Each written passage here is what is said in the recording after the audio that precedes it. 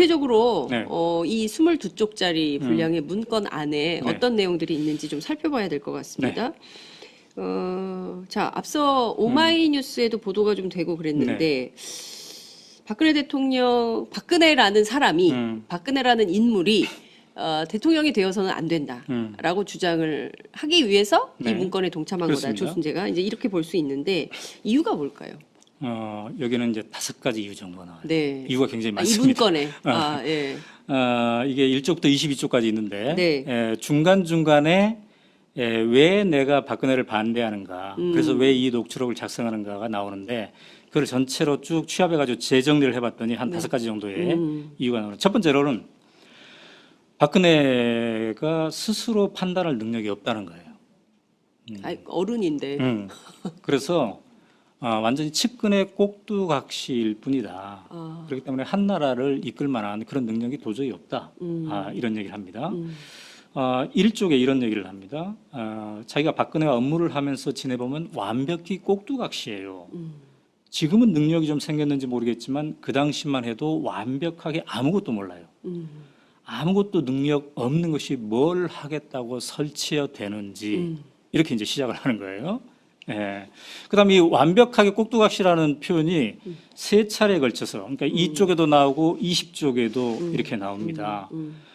100% 꼭두각시였습니다. 이런 표현이 나와요. 네. 그리고 나한테 뭔가를 물어보면 이렇게 쏙닥거려주면 그게 한자도 틀림없이 그대로 말을 하게 된다. 이런 표현도 나오고요. 한나라당 당대표 한다고 설칠 적에 누구하고 만나서 무슨 얘기 어떻게 할지 거꾸로 나에게 다 물어볼 판이었다. 이런 얘기를 하는 거예요. 그러니까 박근혜 대통령이 한나라당 대표를 할 때 오히려 조순재한테 물어보고 네, 뭔 말을 어떻게 해야 되느냐. 무슨 말 해야 되나요? 물어보고 검사받고 네. 그 얘기를 했다 이거예요. 요즘 특검 조사에서 이른바 그러니까요. 정호성 파일에 네, 보면은 네. 최순실 씨가 네. 박근혜 대통령이 수석 비서관에 의해서 뭔 얘기를 어떻게 할지를 그렇죠. 지시하는, 예. 제시하는 그렇습니다. 이런 게 예. 나오면 또 그대로 얘기되고. 예. 근데 그게 놀랍게도 예. 최순실한테만 그런 게 아니라는 거잖아요. 조순재와 박근혜 시대, 이게 1980년대 초반, 네. 중반 이런 시대이지 않습니까? 네. 더 멀리 올라가면은 70년대 네. 후반 시대이고, 예. 그러니까 그때부터 이런 상태였다라는 거죠. 네. 그리고 두 번째는 어떻게 있습니까? 두 번째는 이제 이 박근혜라는 인물 자체가 너무 미스테리하다는 거예요. 자기가 측근으로 그렇게 오랫동안 모시긴 했지만 네. 한마디로 너무너무나 인생살이가 미스터리해서 이런 사람이 대통령이 되면 나라 자체를 미스터리로 끌고 갈 것이다. 이런 표현이 나옵니다. 자, 19쪽에는 이런 표현이 나와요. 네. 그게 참 묘하다. 어. 이해 안 가는 인생살이가 많다. 박근혜는 이해 안 가는 스토리가 너무 많은 거야. 그러니까 이게 나라를 맡으면 어떻게 되겠어? 진짜 미스터리로 끌고 가는 거야. 이런 얘기를 그 말은 맞네요. 하는 거죠. 맞아요. 그러니까 이 조순재 2007년에 녹취록 읽어보면 예. 섬찟해요. 이게 녹취록의 19쪽에 거론이 되어 있습니다. 그다음에 세 번째로는 네. 박근혜가 어떤 부정한 일을 지시해놓고 그것이 잘못되면 책임을 전가한다는 거예요. 그것도 요즘 우리가 좀 보고 있잖아요. 보고 있는 모습이잖아요. 네. 근데 그때부터 그랬다고 이 조순재 씨는 얘기를 하는 겁니다. 그러면서 그 한 사례를 영남대 사례를 들고 있는데, 영남대가 아시다시피 이제 부정입학, 네. 그다음에 재산의 편법 관리 맞아요. 이런 게 많이 있지 않았습니까? 이것을 사실상 지시를 한 상태였는데 그거를 다 총장을 시키는 일만 했는데 그거를 나중에는 나는 모른다는 식으로 총장한테 다 뒤집어 네. 씌워가지고 이게 이쪽에 걸쳐서 네. 이게 쭉 정리가 되고 있습니다. 그다음에 이제 네 번째로는 박근혜 대통령이 되면 이 나라가 비극의 나라가 될 것이다라고 이 사람은 확신을 하고 있습니다. 그래서 당시에 이제 이명박 후보랑 같이 이렇게 경쟁하지 않았습니까? 맞아요. 예. 그래서 이 사람은 박근혜는 절대 안 되니까 차라리 이명박이 되었으면 좋겠다. 이런 얘기를 녹취록 곳곳에서 남기고 있는데요. 자, 16쪽을 보면은 이런 표현이 나와요. MB, 그러니까 이명박이죠. MB가 되어야 한다는 것이 내 국가가 아니다. 나라 안 잃으려고 하는 소리야. 그러니까 박근혜가 되면 나라를 잃는다는 소리죠. 예, 그래서 우선 나는 저거, 그러니까 박근혜죠. 저거는 안 되겠다 이거야. 이런 표현이 예, 나오는 거죠. 그다음에 MB를 제껴놓고 만약에 박근혜 대통령이 되면은 한 방에 가버린다. 이런 표현이 나옵니다. 예, 그러면 참 비극의 나라가 된다. 그러니까 너무 약점이 많기 때문에 네. 한 방에 갈 수 있다는 얘기예요. 그래서 이제 이 녹취록을 작성한 5번째 이유가 이어집니다. 네. 그 5번째 이유는 뭐냐면 네. 당시 이명박과 박근혜는 한나라당 후보이지 않았습니까? 예, 예. 근데 이제 상대 예. 예, 본선에서는 누구랑 겨누는 거예요? 민주당이죠. 예. 그래서 당시 정동영이었죠. 예, 예. 이 조순재 씨는 정동영 측에서, 즉 민주당 측에서 예. 민주당의 대선을 관리하는 사람들 측에서 이 박근혜 문제가 잔뜩 담긴 이른바 박근혜 파일을 갖고 있을 것이다. 박근혜의 과거를 알고 있을 것이다. 예. 박근혜가 얼마나 형편없는 사람이었고 예. 거기에 얼마나 검은 그림자가 많이 들어오져 있는지를 정동영 측에서 다 알고 있을 것이다. 그렇기 때문에 후보가 박근혜가 되면 한 방에 훅 가버릴 수 있다는 거예요. 그거를 우려해서 네. 절대로 한나라당 후보가 되지 않아야 된다라고 아하. 생각하는 거죠. 그렇군요. 네. 그것이 이제 3쪽에 소술되어 있는데요. 네. 그렇게 되면 본 게임에 가서 불어버리면 게임이 안 된다. 바로 끝나버린다. 이거 제대로 가지고 있다면 폭발력이 대단한 거다. 이렇게 얘기를 하고 있습니다. 근데 그렇게 추측할 수 있었던 게 이 사람들이 이제 그 10년 동안 민주정부가 운영이 됐었기 때문에 네. 김대중 노무현 그렇기 때문에 박근혜 관련해 가지고 상당한 자료를 갖고 있을 것이다라고 본 그렇죠. 거죠. 네. 예, 그런데 결과는 이제 MB가 됐기 때문에 네. 저쪽에서도 특별한 공격이 없었던 거 아닌가 이런 생각이 좀 들기도 하는데 사실 이제 이런 녹취록에도 불구하고 네. 2007년에 그 한나라당의 후보 검증 과정에서 네. 박근혜 후보에 대한 검증이 수박 겉핥기 시키고 그냥 맞아요. 가버렸어요. 근데 박근혜 후보는 여기에 대해서 이제 부인을 합니다. 특별한 관계가 아니었다. 네, 최태민과의 맞아요. 관계에서 예. 그다음에 뭐 재산 부정 측정한 거 없다. 이렇게 없다. 부인을 하죠. 예. 그러나 거기에 한 걸음 더 나가지 못했던 겁니다. 예. 왜 그랬을까요? 예. 그때 당시에 이제 한나라당 관계자들 얘기 들어보면 MB 그러니까 이명박 자체가 약점을 가지고 있었던 거예요. 여러 가지 문제에 대해서 특히 MB도. 개인 사생활 뭐 예. 에리카 김 얘기가 많이 예, 나오지 맞아요, 않았습니까? 맞아요. 예. 그래서 당시에 한나라당의 선거대책본부의 주요 관계자들은 MB한테 박근혜 이 최태민 관계를 폭로합시다라고 얘기를 합니다. 그러나 MB가 그런 사생활은 거론하지 말자 이렇게 하는데 그 핵심적인 이유는 사생활 거론하면 어때요? 저쪽에서도 사생활 거론하겠죠. 그렇죠. 예. 그럼 에리카 김도 등장하게 되고 예. 여러 가지 복잡한 일들이 많이 나온다. 그러한 어떤 셈법에 의해서 이 의혹이 더 깊게 파헤쳐지지 않았던 것 같고요.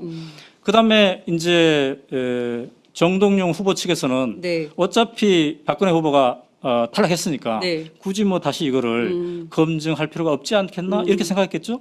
그래서 이게 이제 2007년 대선에서는 거의 문제가 되지 않고 이어져 나왔던 겁니다.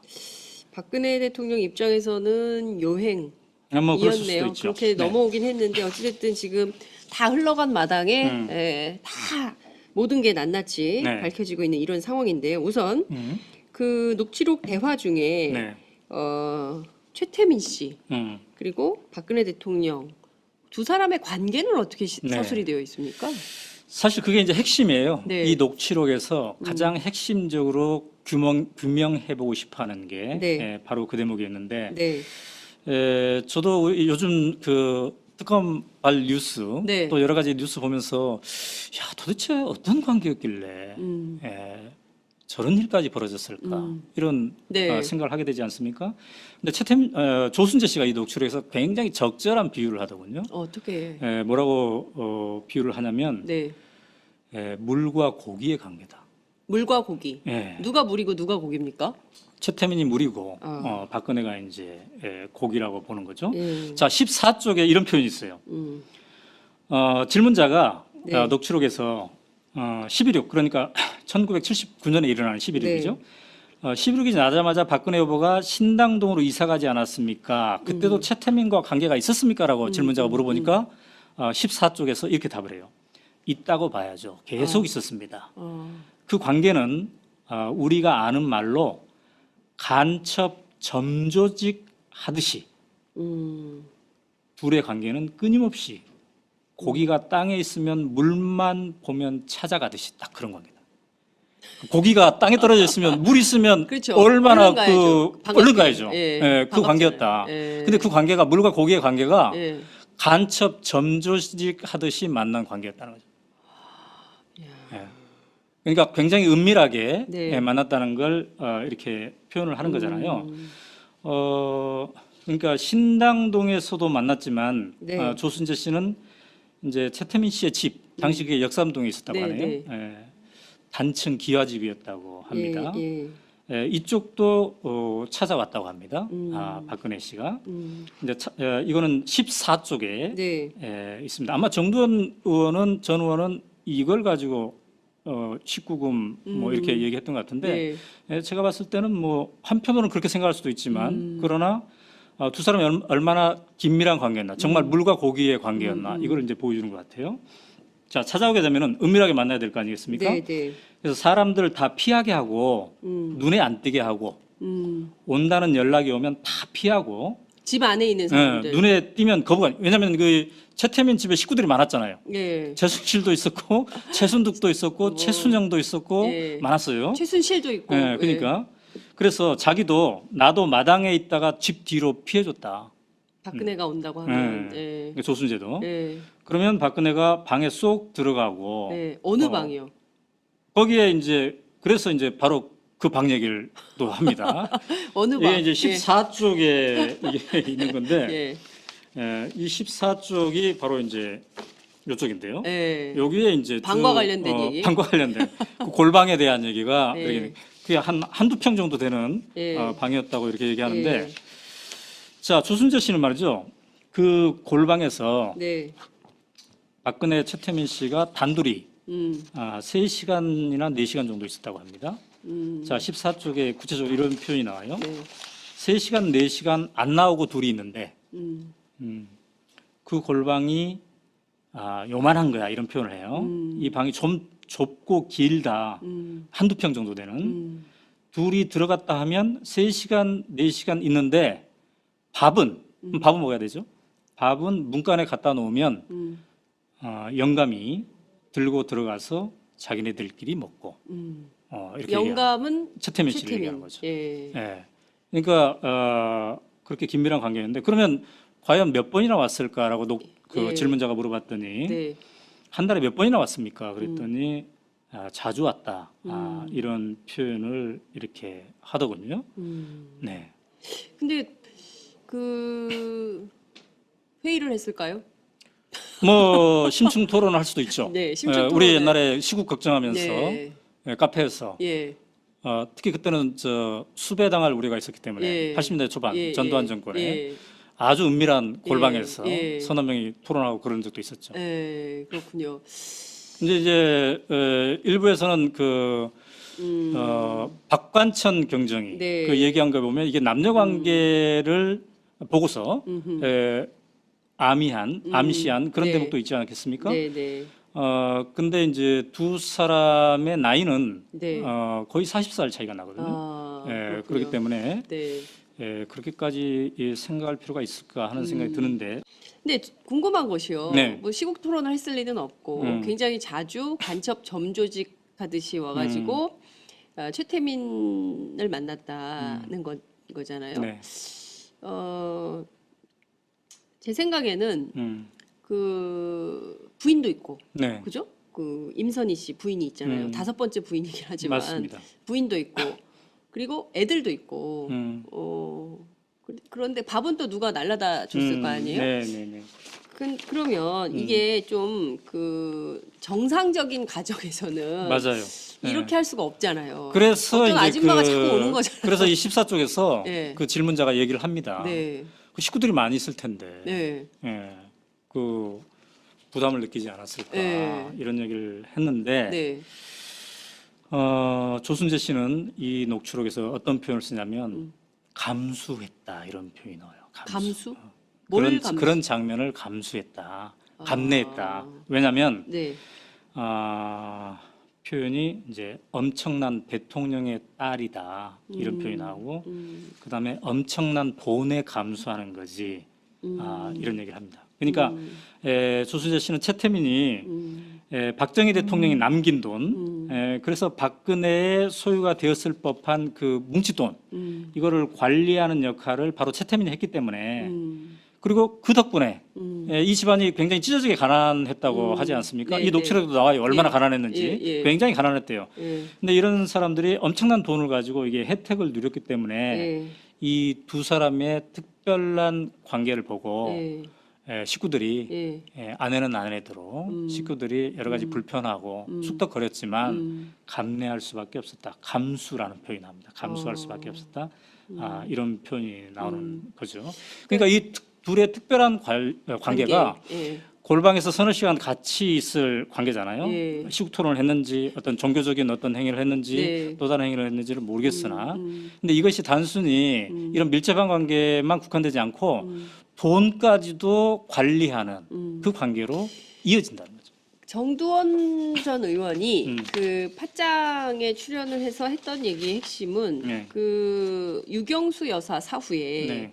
그 최태민 씨가 박근혜 대통령에게 접근을 해서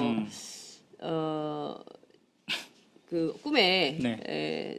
나왔다 유경수 여사가 뭐 이러면서 접근을 해가지고 실질적으로 박정희 전 대통령 사후에 그러니까 이제 그 이를테면 그 집무실에 있었던 돈 이외에 네. 박정희 전 대통령의 이른바 통치자금 뭐 이런 것까지 다 포함해서 누가 문을 열어줬겠냐. 그러니까 청와대에서 문 열어서 그 돈을 가져갈 수 있게 한 사람은 박근혜 대통령이다. 이런 얘기를 했거든요. 그러니까 네.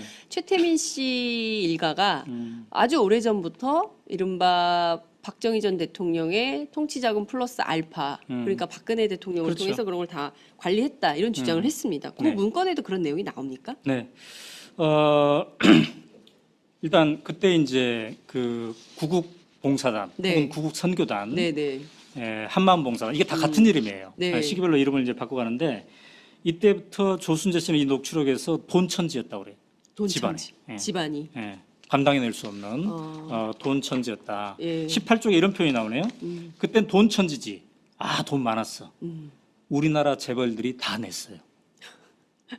그러니까 요새 예. 그 미르재단, 예. K스포츠재단 뭐 예. 이런 것에 재벌들이 예. 혼납하는 예. 객출해서 내는 그런 거랑 똑같은 장면이 그때도 있었던 거예요. 그러니까 그때는 예. 구국봉사단의 예, 이름으로 그렇죠. 돈을 낸 거고 예. 재벌들이. 그때 당시에 이제 박근혜는 총재, 예. 그다음에 최태민은 비선실세. 비선실세. 예. 뒤에서 이렇게 하면서 실질적으로 다 조종하는. 예. 자, 그래서 질문자가 이렇게 얘기합니다. 18쪽에서 구국 선교단 돈 관리는 누가 했습니까? 네. 조순재의 답은 돈은 철저히 최가 다 관리했습니다. 최태민. 근혜가 그렇게 시키고 절대로 누구 맡기지 말라고 했다. 그네가. 다른 사람. 절대 누구 맡기지 말고. 조순재 씨는 그 파일에서 박근혜 대통령을 근혜라고 근혜라고 부릅니까? 표현합니다. 아, 예, 근혜. 근혜. 그래서 이제 정말 박근혜는 왜 최태민에게 이렇게 돈 관리까지 맡겼을까? 그래서 질문자가 이게 정말 이해가 안 된다. 이러니까 최태민은 7쪽에서 자기도 불가사의다. 정말 불가사의한 점이 많다. 이렇게 얘기하면서 나름대로 분석을 8쪽에서 합니다. 네. 첫째, 박근혜가 누구한테 믿고 할 데가 없었다. 그다음에 JP하고도 등졌잖아요. 그럽니다. JP는 김종필을 얘기하는 겁니다. 전 국무총리였고 사촌 형부가 되는 거죠. 네. 박근혜에게는. 그리고 당황하기도 하고 돈이 많으니까 당황하겠죠. 또 그리고 능력도 안 되고 경험도 안 되고 사회 경험이 전무하지 않습니까? 이런 표현을 합니다. 그러니까 사회 경험이 전무하고 네. 외롭고 함께 해줄 사람도 없는 상태였고 그다음에 그런 상태에서 조순재 씨는 이렇게 이어가는데 둘의 관계는 끝없이 험악한 관계였기 때문에 험악한 관계. 돈까지 맡길 수 있었다. 그러니까 이제 이런 표현이 나와요. 우리 속된 말로 뭐 끝없이 험악한 둘의 관계이다 보니까 돈이 몽창 굴러왔다고 봐야지. 그건 관리 차원도 있고 복합적인 여러 요인이 있겠지 이런 표현합니다. 그러니까 미스테리한 관계를 험악한 관계라고 미스테리한 걸. 얘기한 그런 거라고 볼 수가 있겠습니다. 자, 그래서 이렇게 하니까 이제 질문자가 묻습니다. 네. 참 묘하다. 어떻게 돈까지 만나냐. 어떻게 그렇게 마음을 한꺼번에 살 수 있었을까. 네. 그래서 질문자가 이렇게 물어요. 최태민은 참 대단한 사람이었습니까? 정말 우리도 놀라운 능력이 있는. 우리도 예. 궁금하죠. 예. 여기에 대해서 조순재 씨의 답이 예. 참 재밌어요. 예. 17쪽인데 예. 대단하죠. 여자에 대해서는 이런 표현이 나옵니다. 그러니까 그 여자들의 마음을 사로잡는 예. 그 점에 대해서 굉장히 대단하다. 이런 표현을 이제 하는 건데요. 근데 이제 이 대목과 관련해서 사실 그 김재규의 중앙정보부가 네. 요즘으로 따지면 중앙정보부는 이제 국정원이라고 볼 수 있죠. 국가정보원이죠. 예. 국가정보원. 김재규의 중앙정보부가 당시에 최태민과 박근혜의 관계 문제점을 인지하고 네. 1979년에 그러니까 11.6 사건이 나기 직전에 네. 본격 조사를 합니다. 그래서 보고서를 작성하는데 네. 바로 그 보고서가 이제 이 보고서예요. 그 중정 문건입니까? 네, 이거는 이제 중앙정보부의 문건이에요. 예. 이것도 약 이제 20여 페이지가 되는 예. 이런 문건인데요. 여기는 이제 최태민이 누구인가에서부터 시작돼 가지고 예. 각종 비리 사항들 그리고 여자 관계들 예. 이런, 최태민의 여자 관계. 이것도 이제 나오는데 예. 조순재 씨가 여자에 대해서는 참 대단하지 않았습니까? 이렇게 얘기하잖아요. 네. 근데 그 대목을 암시할 수 있는 해석이 될 수 있는 네. 그게 이제 여기에 나와요. 어떻게 이 나와 있습니까? 거기? 근데 제가 이제 말로 옮기기에는 너무 민망해요. 참 민망한 그런 것들이 많은데 오늘은 조순재 녹취록에 대해서 얘기하기로 했기 때문에 이건 나중에 따로 더 한번 해볼 수가 별도로, 있는데 제가 보니까 이 녹취록이 작성된 시점에서 최태민 씨는 66세였어요. 그 시점 그 시점에 66세. 1979년 당시에 66세. 네. 예. 근데 여기에 이제 거론되는 여성이 예. 12명이 거론됩니다. 12명이 거론되는데 이 중에 제일 나이가 많으신 분이 51세 당시. 그다음 제일 나이가 어린 분은 이제 27세. 이렇게 돼 있어요. 그러니까 다양한 여성들하고 관계가 있었다고 당시 중앙정보부는 조사를 했는데 물론 이게 이제 어느 정도 사실인지 우리가 알 길은 없죠. 굉장히 오래된 시간이고 또 이 중앙정부의 조사를 재검증할 수 있는 방법은 없단 말이죠.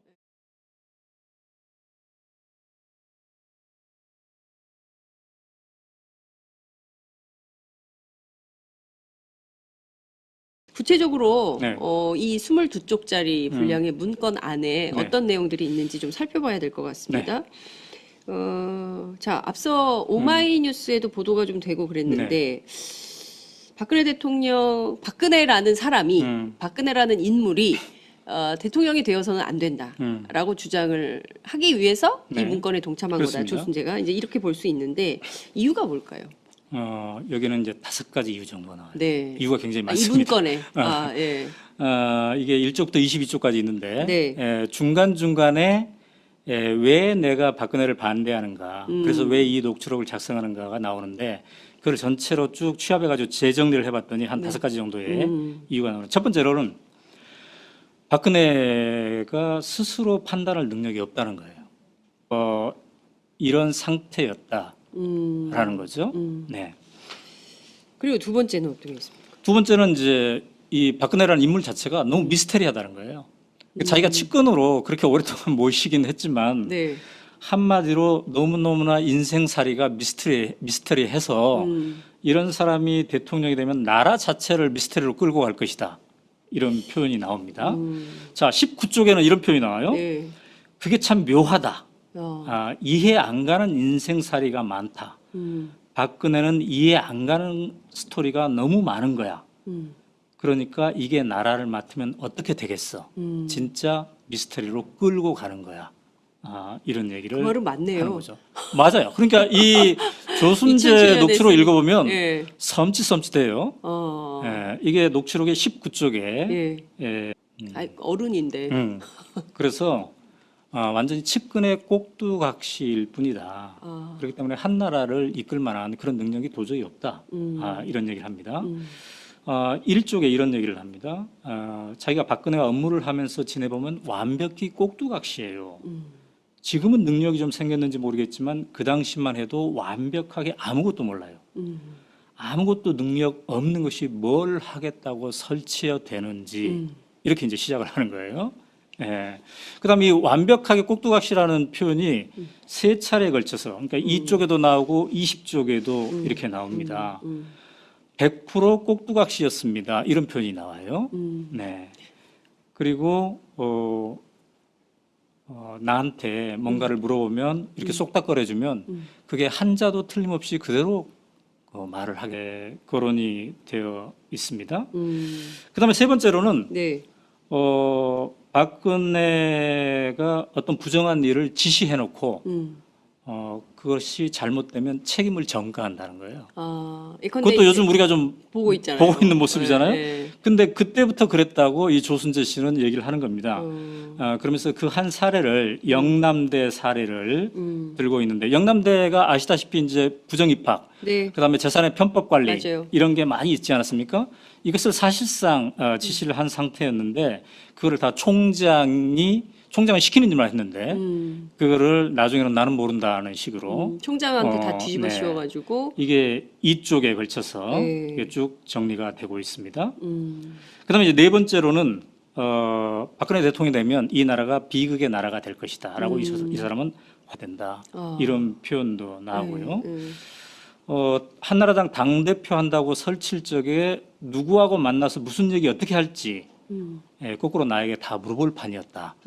이런 얘기를 하는 거예요. 그러니까 박근혜 대통령이 한나라당 대표를 할 때 오히려 조순재 한테 물어보고 네, 뭔 말을 어떻게 해야 되느냐. 무슨 말 해야 되나요? 물어보고 검사받고 네. 그 얘기를 했다 이거예요. 요즘 특검 조사에서 이른바 그러니까요. 정호성 파일에 네, 보면 네. 최순실 씨가 네. 박근혜 대통령이 수석 비서관에 의해서 뭔 얘기를 어떻게 할지를 그렇죠. 지시하는 예. 제시하는 그렇습니다. 이런 게 예. 나오면 또 그대로 얘기되고. 예. 근데 그게 놀랍게도 예. 최순실한테만 그런 게 아니라는 거잖아요. 조순재와 박근혜 시대 이게 1980년대 초반 네. 중반 이런 시대이지 않습니까? 네. 더 멀리 올라가면은 70년대 네. 후반 시대이고 예. 그때부터